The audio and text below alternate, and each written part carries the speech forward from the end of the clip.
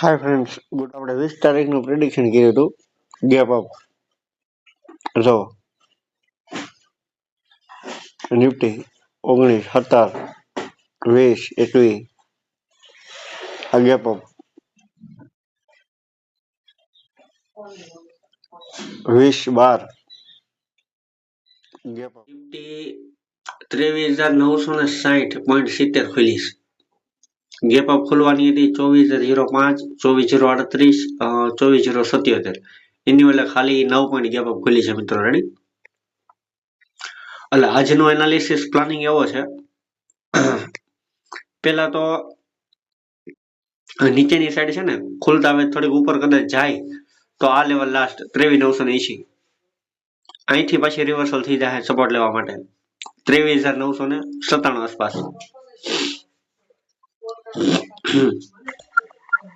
અહીંથી નીચે અહીંયા આવશે અને અહીંથી રિવર્સલ થઈ જાય. આનાથી ઉપર નહીં જાય, વીક બનાવી હાલો રિવર્સલ અહીંથી ખોલી ગઈ. જો friends, live analysis last support આ છે એનો 23,997. અહીંથી પાછો ટ્રેન્ડ ઉપરની સાઈડ. તમને કીધું તો 23,980 વીક બનાવીને રિવર્સ. આ રિવર્સ 23,897. કાલના વિડીયો મેં કીધેલું હતું એનાલિસિસ વિડીયોની અંદર. હાલ આવી ગઈ. અહીંથી ઉપરની સાઈડે રિવર્સલ 24,005, 24,038, 24,077. આ સ્પાઇક મુવમેન્ટ પ્રાઇસ છે. સ્પાઇક એટલે હાયર લો કરતી કરતી ઉપર વહી જાય, હાયર બનાવતી. અને એનો જે આજનો ટાર્ગેટ છે ને મિત્રો, એ છે 24,318. ટાઈમ ઘટશે તો આજમાં નહીં, ટાઈમ નહીં ઘટે તો 20/12 આપણે BTST હોલ્ડ કર્યું હતું ને, જે એ 350 તો અત્યારે રમે છે. અને સેલ્ફ ટ્રેડર હોય તો બુક કરવું હોય તો કરી લ્યો, અને બાકી જે જેન્યુઅલ ટ્રેડર છે એ 400 કરજો. જે રિસ્ક મેનેજમેન્ટ જાણે છે એ બધા વસ્તુ. રેડી? હવે આપણે નિફ્ટી રિવર્સલ થવાની હતી, ત્યાંથી જોઈ લઈ. આ ઝોન તમને કીધું હતું કે અહીંથી માર્કેટ રિવર્સલ થાય ઉપરની સાઈડ. થઈ ગઈ. અહીંયા ગેપ અપ થવાનું હતું. પણ એને જે સ્પીડ સ્પાઇક મારી દીધી, આ એક્સપાયર થઈ ગયું લેવલ. આ લેવલ એક્સપાયર, આ લેવલ પેન્ડિંગ છે મિત્રો. 114 પોઈન્ટ આપણે આપેલું 336, 37 રમે છે અત્યારે. 50 નો ટાર્ગેટ છે મિત્રો. આ બે લેવલ એક્સપાયર.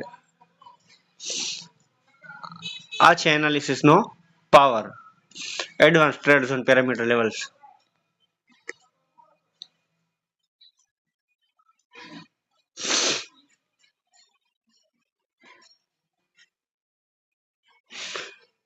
સારો વિડીયો લાંબો થાય મિત્રો, એટલે આપણે ઉપરનો ટાર્ગેટ ખાલી ફિક્સ કરી લઈ. આ છે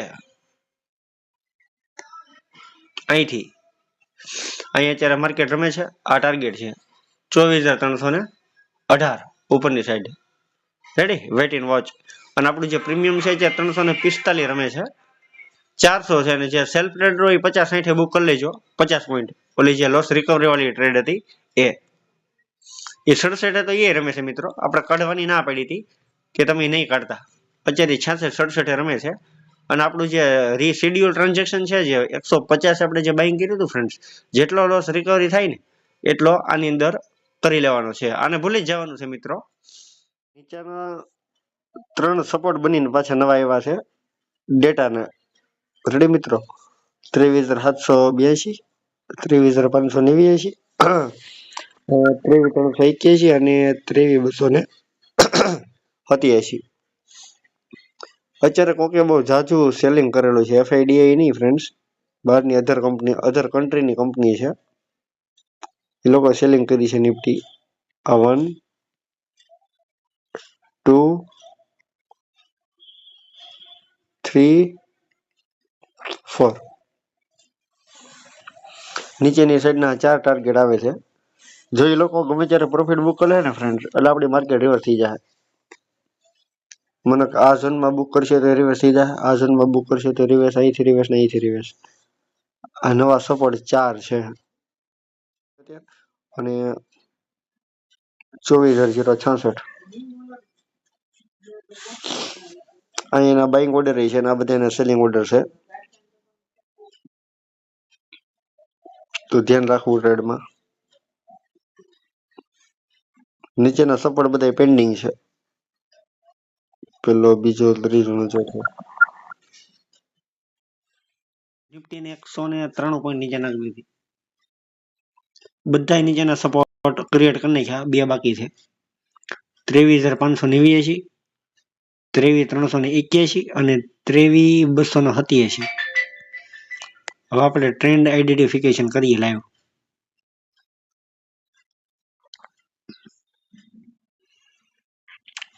ઘડીક લાઈવ ઉપર ધ્યાન રાખીએ.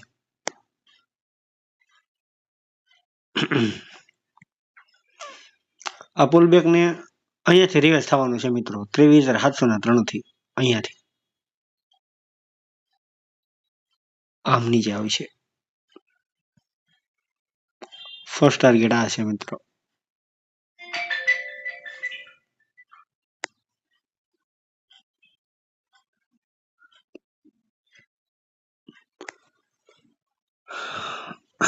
કેમ કે જો આ કેન્ડલ છે બનીશ ને, આ એ પુલબેક કેન્ડલ છે. પુલબેક્સ એ કેન્ડલ હંમેશા પુલબેક દર્શાવે. જો એનું પર્સન્ટેજ જો 2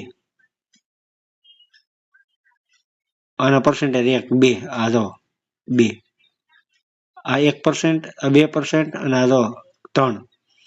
સિરિયલ કેન્ડલ કહેવાય, 1 2 3. જો એનો પાવર જો તમે ખાલી ઉપરની સાઈડ પુલબેક કેમ આવે ને એનો પાવર જો.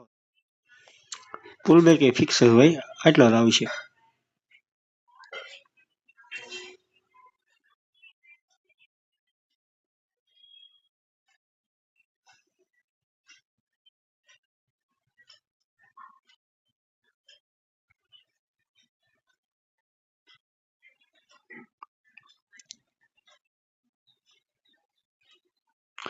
હાલો, પુલબેક જાય ને પછી વિડીયો ઓન કરીએ, ઘડીક ટાઈમિંગની હિસાબે પુશ કરી દઈએ થોડીક વાર.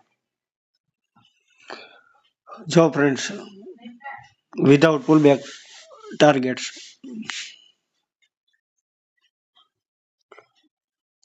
23,703 નો પુલબેક તો પેન્ડિંગ જ છે મિત્રો.